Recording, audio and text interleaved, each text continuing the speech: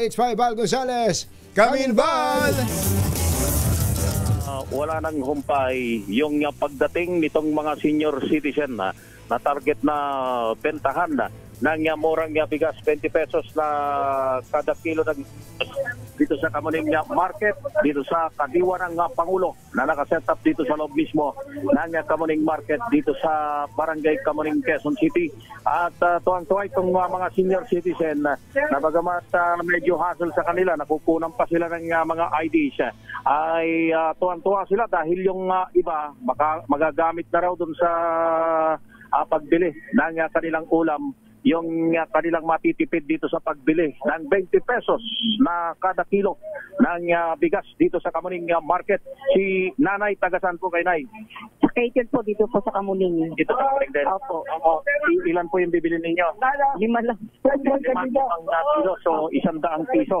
Oo, magkano po yung natipid na ninyo doon kumpara doon sa binibili po ninyo dati?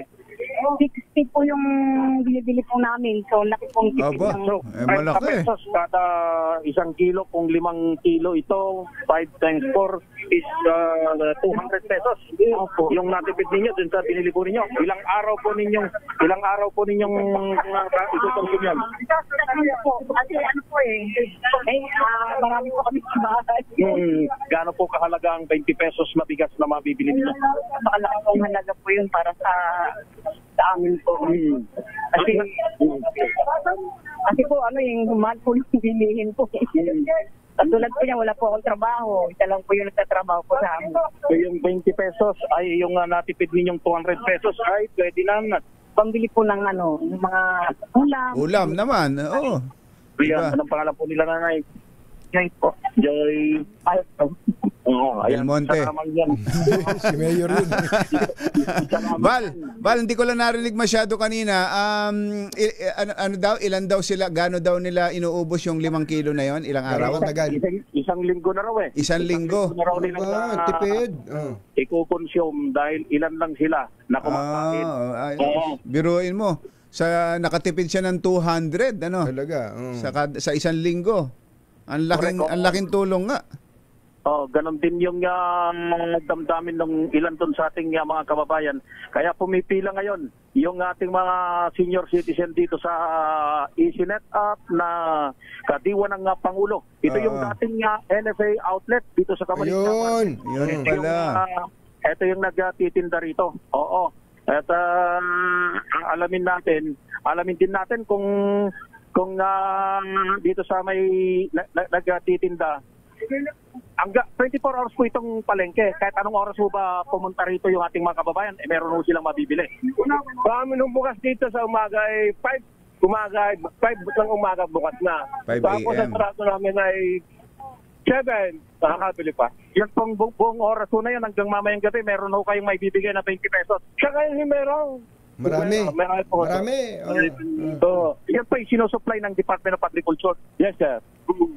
Paano ho yan? Mula ho kanina ako tumayo rito, nasa 45 minutos na. Ang binibili lang ho yung 20 pesos. Paano yung ibang paninda niyan? Hindi nakikita. Wala tayong magagawa at alam dala ko yan ang panahon eh. Yun. Talaga. At least may benta. Ating pagliling ko lang ng ating mamamayan. Aba, pwedeng maging senador yan. Ating palansang, hindi lang sabi ng direkta. Ating kapalanan sa buhay. Kayo. Ano, Val? Laban ka pa? Ano, Val? Para sa bayan niya si Kuya. Para sa bayan. Taga Batanggenyo. Batanggenyo eh. Hanggang ilang kilo pwede bilhin? Sa akin ng probinsya ng Batangas, lalo ang Batangas City, nahirit ho lang ganitong presyo ng bigas. Hinihiling ho sa akin ng mga Batanggenyo. Kahit gusto makabisabi ka ng Pangulo. Dapat meron din sa Batangas. Sakit ng pagkakayan ng pagkakayan o ng pilot. Oo, tama. Nag-iibot na ho ako sa mga pagkakayan yan. Ayan, siya yung may-ari. Pasubo ka ngayon, Val. Salamat po. Ayaw ka? Ngayon, maayaw ka. Emotional pa itong si may-ari. May-ari itong Ayan na. Ayan pa. May pasensya na ako pa yun. Likod bayan din. Ayan. Kaya anak ko doon, pagkalikod sa bayan, barangay Kapit, Tagawat, sa kuyan. Likod bayan din. Kaya bahagi ng kanyang paglilingkod bayan, yung tuloy-tuloy na pagbibenta niya sa bigas sa pamamagitan ng kadiwa ng Pangulo. Any moment from now, ilang mga opisyal, matataas na opisyal ng Department of Agriculture. Hanggang ilang kilo ulit, Val, ang pwedeng bilhin? 10 kilo. 10, bawat isa. Ayun. 10 kilo at kahit magpabalik-balik, no problem. No problem. Ayun. Basta sila ay yung mga target na most vulnerable. Particular na ang mga senior citizen, mga PWDs at yung mga buntis. Siya na nga sitwasyon, mamaya darating din dito yung mga opisyal ng Department of Agriculture para tiyakin na mayroong sapat na supply ng 20 pesos na bigas dito sa isang palengke dito sa Kamuning, Quezon City. Ako si Val Gonzales, DJRH, una sa Pilipinas, una sa Pilipino. Pangunahing balita.